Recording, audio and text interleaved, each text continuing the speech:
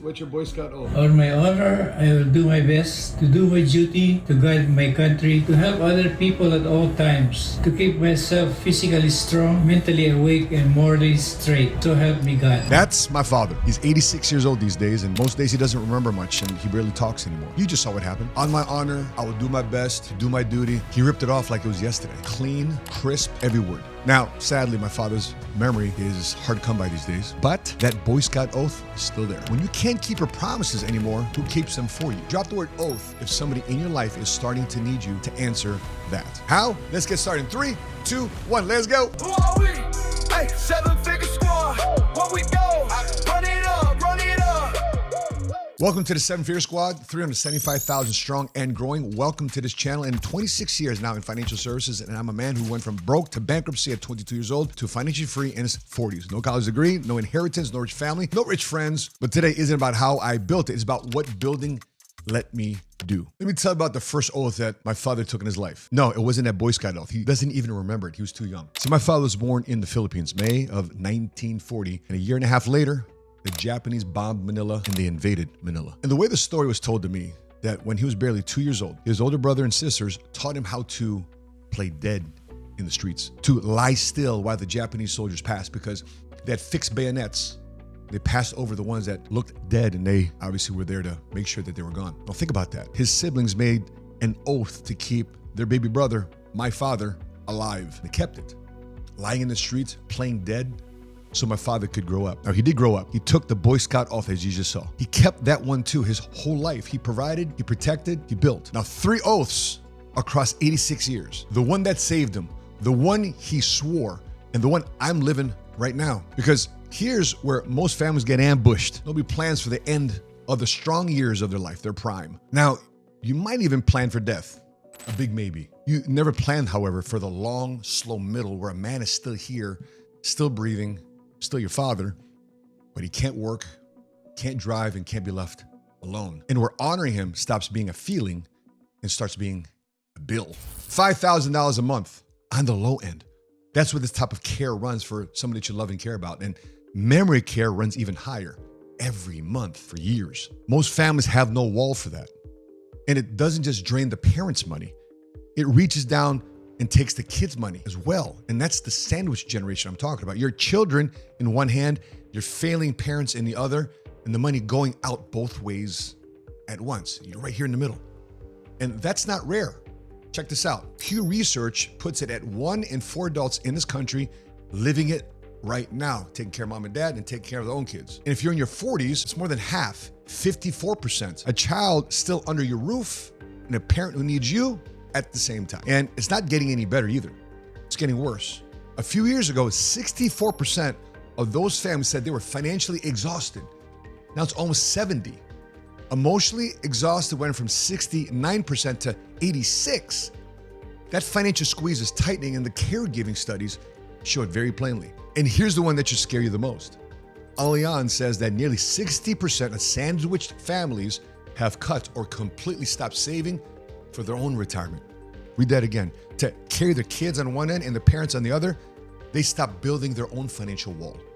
So the squeeze doesn't just cost you today. It reaches forward and robs you 30 years from now. And don't think money buys you out of it. Watch this. How you said you're still going up. We can go up together. This doesn't have to be a you thing. It can be a we thing.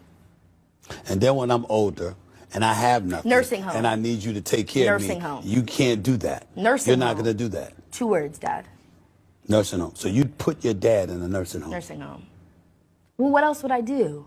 Take care of you myself? How about that? Or put me in your home and have 24-hour nursing assistant. In my house? Yeah, why not?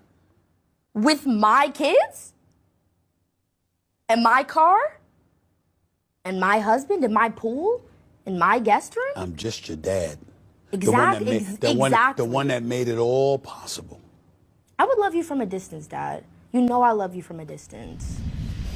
Stephen A. Smith, one of the most successful men in sports media, and his own daughter just told him to his face where he's going to be going when he's old. And she had a reflex action and thought about it. She didn't even think about it. No thoughtfulness behind it either. Now, everyone wants to clown her for that. I kind of do, but I kind of don't too as well. So she said out loud what half this country is already thinking and is too already ashamed to say that a man who can buy any facility, any business in America still can't buy his own child's home, or in this case, care.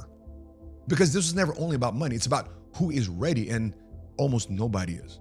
See, that's the gap almost nobody standing in. But we are. Drop the word sandwich if you're already feeling that squeeze right now with your mom, your dad, your kids.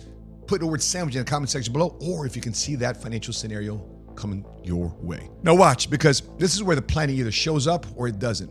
See, back in the early 2000s, right after the dot-com crash wiped out a chunk of their 401ks, my own parents were scared, same as everybody, watching their retirement bleed and feeling helpless after 9/11. So when I finally got into this business on a full-time basis, the first family I sat down with and wanted to take care of was my own. Why? Because I'm at the firm looking at, I'm helping all these strangers. How come I'm helping my own parents? And after a while, after a lot of plotting and pleading, we rolled those 401ks into an individual retirement account. We funded the majority with an indexed annuity, which provides a floor under the money so it can grow when the market went up and not lose $1 when the market went down. And then we put long-term care policies, individual standalone policies on both my parents. About $5,000 a year for the two of them. Now, I say that with that type of face because I was kind of annoyed by it, but we needed to have it in place. Again, just to be clear and honest, that premium became a major area of annoyance. Why?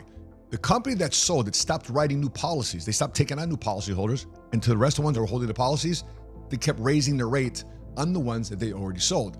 Every year, that premium got higher and higher, and we felt stuck. And we felt cornered into a bigger check to write to an insurance company for a fire we still prayed would never come.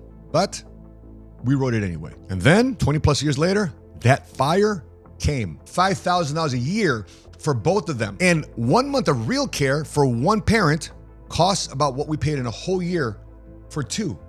Again, 1 month, that check I resented every single year turned out to be the cheapest thing I ever bought. Again, we went from paying $5,000 a year for both their policies to now that policy kicking out, paying $5,000 a month for their home health care. See, most people never build that financial wall. Now, they mean to. They figure they've got time and their parents got time, but I knew better. I got involved in the insurance business.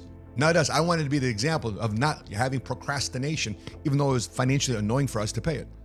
So that was us, that scenario. Not us, not ever. Because God gave us one actual commandment, not a suggestion, a commandment. Truth number one, honor is a bill before it's a feeling, which is in Exodus, the 5th commandment. Honor your father and your mother so that you may live long in the land the Lord your God is giving you. Now, we love to quote that, but do we really know what it means? We put it on cards. We put it on our Hallmark lines, and you call your mom and be nice to your dad, but read what it actually demands. Honor. And honoring your parents when your parents are older and can't provide for themselves anymore is not a warm feeling. It's a cost.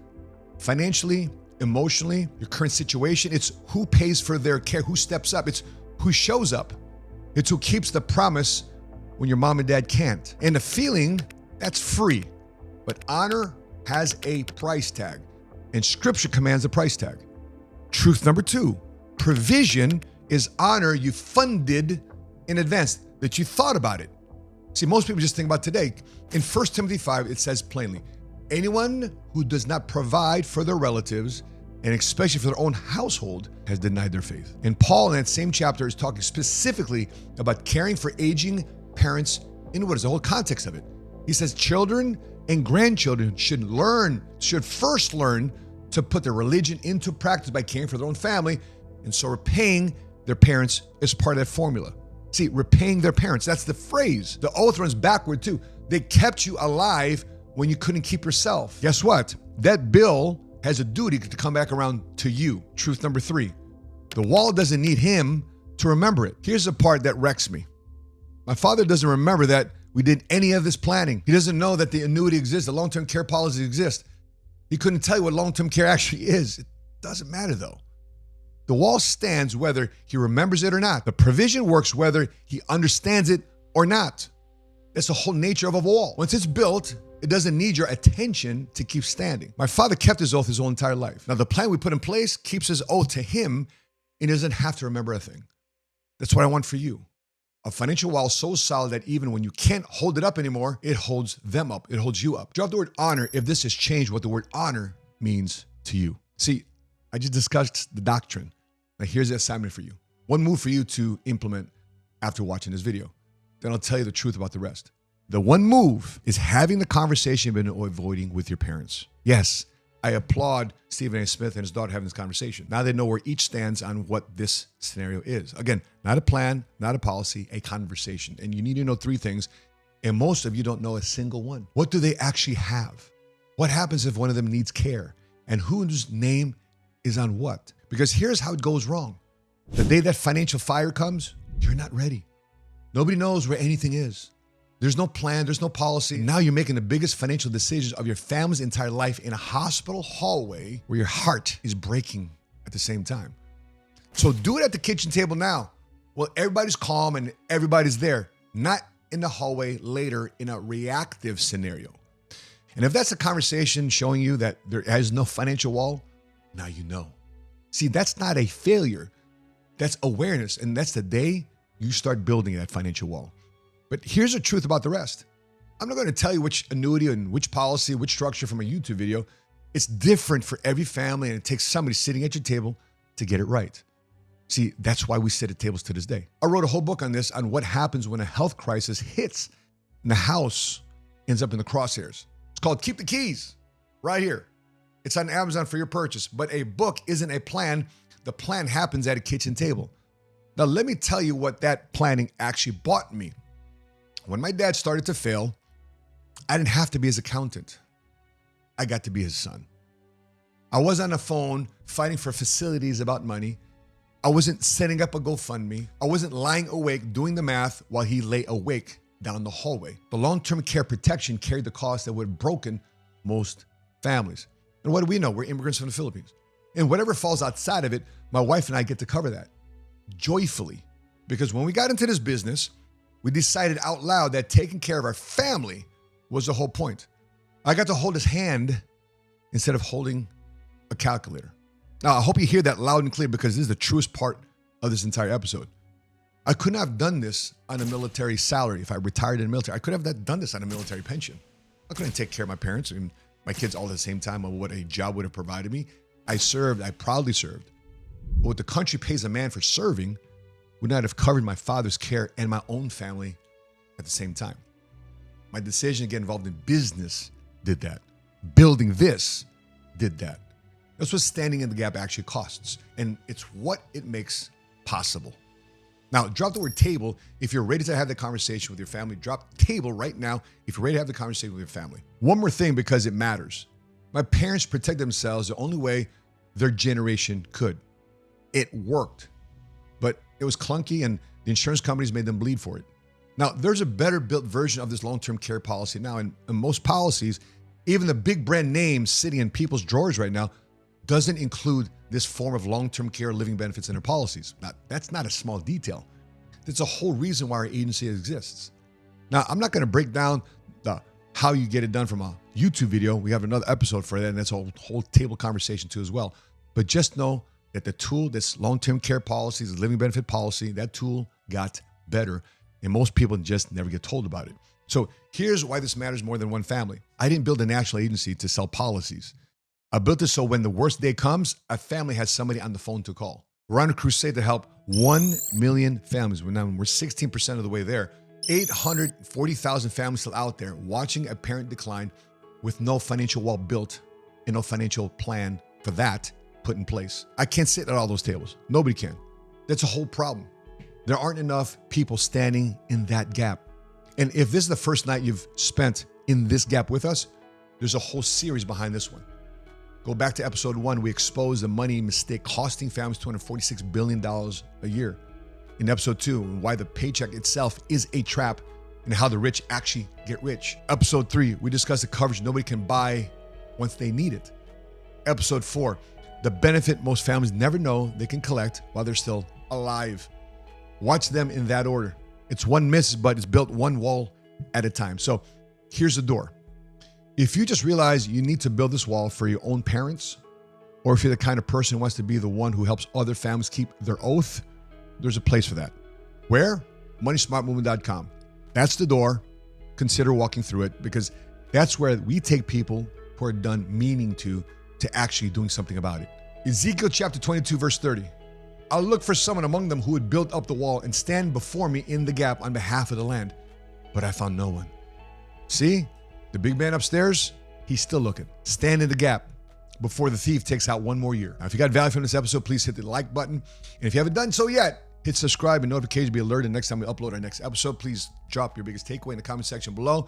I appreciate you guys for tuning in. Tune in for next week as we discuss the next wall that you need to build to make sure you are standing in the gap. I appreciate you watching. God bless you. And until we meet again, continue to live smart, continue to love smart, and be money smart today.